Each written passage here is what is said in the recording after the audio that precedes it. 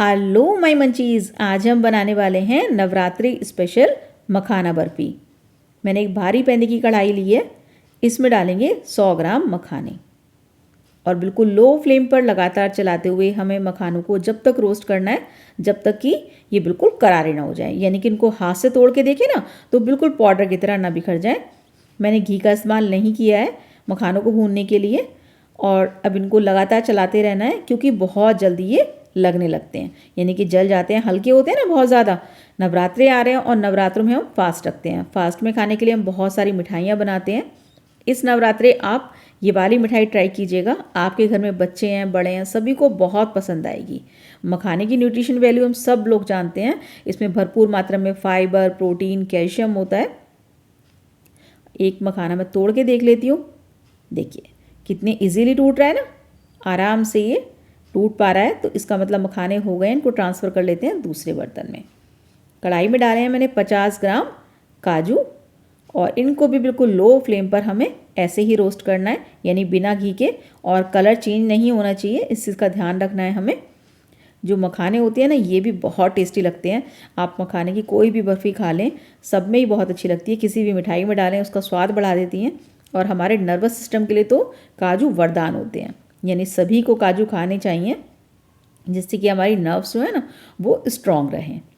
तो देखिए ऑलमोस्ट मेरे काजू भी हो गए हैं, गैस को मैंने बंद कर दिया है और मखाने मेरे ठंडे हो गए हैं। इनको मैं अलग प्लेट में ट्रांसफ़र कर लेती हूँ। 2 बार में करके मैं मखानों को पीसूँगी क्योंकि मखाने ना बहुत ज़्यादा हल्के होते हैं लेकिन बहुत ज़्यादा स्पेस घेरते हैं, तो मैं 2 बार में पीसूँगी इनको।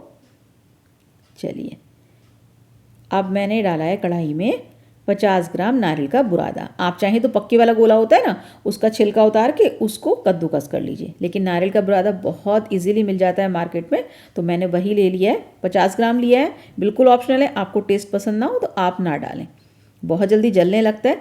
तो बस हो गया है हमारा नारियल का बुरादा तैयार। इसको भी ट्रांसफ़र कर लेंगे किसी बर्तन में।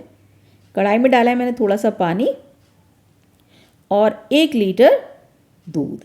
ये मेरा दूध जो है ना इसमें मलाई वगैरह नहीं है, तो इसलिए मैं इसको पकाऊंगी जिससे कि ये थोड़ा गाढ़ा हो जाए, यानी 1 लीटर का लगभग 400 ml रह जाए, जब तक मैं इसको पकाऊंगी। पहले उबाल आने देते हैं इसमें, तो इतने हम अपने मखाने देख लेते हैं। देखिए मखाने मेरे पिस गए थे, पूरे 100 ग्राम मखाने हैं ये। अब हम क्या करेंगे, जो हमने काजू लिए थे ना, काजू रोस्ट किए थे, वो भी हम इसी में डाल देंगे, क्योंकि काजू को अलग से पीसते हैं ना तो उसका ऑयल निकल आता है और वो एक पेस्ट सा बन जाता है। यदि हम मखानों के साथ उसको पीसेंगे तो बिल्कुल परफेक्ट पीसेंगे, एकदम से मिक्सी ना चलाएं, रोक रोक के चलाएं, फटाफट से काजू पिस जाते हैं। मैं आपको दिखाती हूँ, बिल्कुल पाउडर बनाएं काजू का भी, क्योंकि मखानों के साथ पीसा है, तो इस चीज़ का ध्यान रखना है आपको। अब इसको ट्रांसफ़र कर लेंगे एक बड़ी सी प्लेट में और जो हमने नारियल का बुरादा रोस्ट किया था ना उसको भी इसी में डाल देंगे। जिस बर्तन में आप रोस्ट करें ना उसमें रोस्ट होने के बाद बिल्कुल ना छोड़ें, क्योंकि कढ़ाई गर्म होती है तो ओवर कुक हो जाते हैं। और देखिए दूध मेरा काफ़ी पक चुका है। उबाल आने के बाद ना मैंने गैस की फ्लेम को लो करके छोड़ दिया था कि अपने आप पकता रहेगा। यदि आपके पास फुल फैट मिल्क है तो आपको आधा लीटर दूध बहुत रहेगा, क्योंकि मेरे पास फुल फैट मिल्क नहीं था तो मुझे इसलिए इसको पकाना पड़ा। इसमें डाल रही हूँ मैं 3/4 कप चीनी, और चीनी को हमें कुछ चाशनी वगैरह नहीं बनानी है, बस इसको धीरे धीरे ऐसे ही चलाते रहें जिससे कि चीनी घुल जाए। और जैसे ही चीनी घुलेगी हमें पता चल जाए, क्योंकि दूध ना थोड़ा ट्रांसपेरेंट सा दिखने लगता है, क्योंकि चीनी अपना पानी छोड़ती है तो दूध में हल्का सा ऐसे लगता है जैसे पानी डाल दिया हो, तो बहुत जल्दी पता चल जाता है कि चीनी घुल गई है। मैं आपको पास से दिखाती हूँ, दूध का कलर चेंज होने लगा है हल्का हल्का सा, देखिए लगने लगा है ना ट्रांसपेरेंट सा। बस इससे ज़्यादा हम इसको नहीं पकाएंगे। ये लगभग 400 ml दूध हो चुका है। अब इसमें डाल देंगे हम मखाने, काजू और नारियल के बुरादे का मिक्स, लेकिन ध्यान रखना है गैस की फ्लेम को आपको इस टाइम लो रखना है, जिस टाइम आप डाल रहे हैं ना उस टाइम।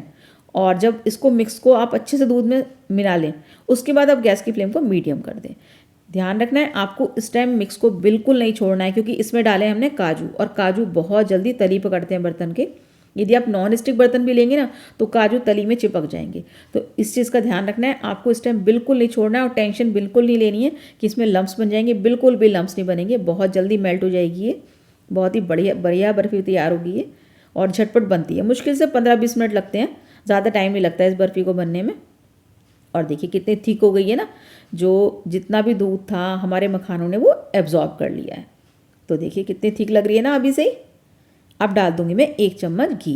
घी बिल्कुल ऑप्शनल है। घी डालने से क्या होता है, जो हमारी बर्फ़ी होती है वो थोड़ी शाइनिंग लगने लगती है उसमें, है ना। और गैस को मैंने बंद कर दिया है। आप चाहें तो घी डालें, ना चाहें तो ना डालें। मैंने एक ट्रे को ना घी से ग्रीस कर लिया था ऑलरेडी। तो ये काम आपको पहले ही करके रखना है। जब मिठाई बनानी शुरू करनी ना, पहले ही एक ट्रे को आप ग्रीस करके रख लें। ट्रे हो, कोई किनारे वाली प्लेट हो, उसको आप पहले से ही घी से ग्रीस करके रख लें। क्योंकि क्या होता है, ग्रीस करने से मिठाई ईजीली निकल जाती है, इसमें से चिपकती नहीं है बर्तन में। और बस हम इसको फैला देंगे ऐसे ही डैप डैप करके। और अब मैं ले रही हूँ एक बोल, उसके पीछे लगाऊंगी हल्का सा घी और इसको प्लेन कर दूंगी। आप चाहें तो स्टेपुला भी से भी कर सकते हैं, लेकिन हर किसी के पास स्टेपुला नहीं होता है, तो आप इस तरह से कर लें। बिल्कुल देसी टेक्निक है। और देखिए हो गई ना बिल्कुल प्लेन। अब इस पर थोड़े से डालेंगे ड्राई फ्रूट्स। मैंने लिए हैं काजू बादाम, चारों तरफ स्प्रेड कर देंगे अच्छे से। थोड़ी सी खरबूजे की गिरी, थोड़ा सा डाल रही हूँ मैं पिस्ता, और थोड़ा सा केसर। ड्राई फ्रूट्स आप अपनी पसंद की कुछ भी ले सकते हैं, जैसे भी आप इसको डेकोरेट करना चाहें, ये आपकी इच्छा है।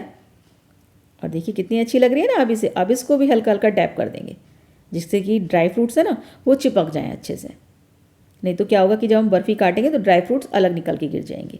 अब इसको आधा घंटे के लिए रेस्ट में रखते हैं, तो आधे घंटे बाद मिलते हैं। देखिए आधा घंटा हो गया था। मैं इसको आपको काट के दिखाती हूँ। देखिए कितने इजीली कट रही है ना। इससे पता चल रहा है कि ये हमारी बहुत ज़्यादा सॉफ्ट बनी है। लेकिन आप देखना, इसका पीस निकाल के दिखाऊंगी, बिल्कुल परफेक्ट जमी है। तो इस रेशो से यदि आप बनाएंगे तो आपकी पहली बार में बर्फ़ी बिल्कुल परफेक्ट बनेगी।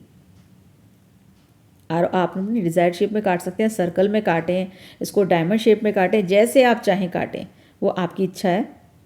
मैं एक पीस निकाल के दिखाती हूँ।